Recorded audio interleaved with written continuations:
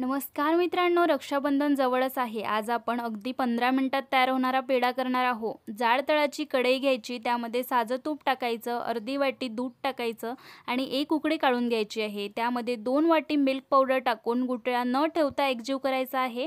साधारण घट्ट यायला लागलं की यामध्ये 20 मिनिटांसाठी दुधात केशर भिजवून ठेवलेलं दूध टाकायचं आहे. पुन्हा एकदा गुठळ्या न ठेवता एकजीव करायचं. अर्धी वाटी साखर टाकून तळापासून मिक्स करायचं आहे.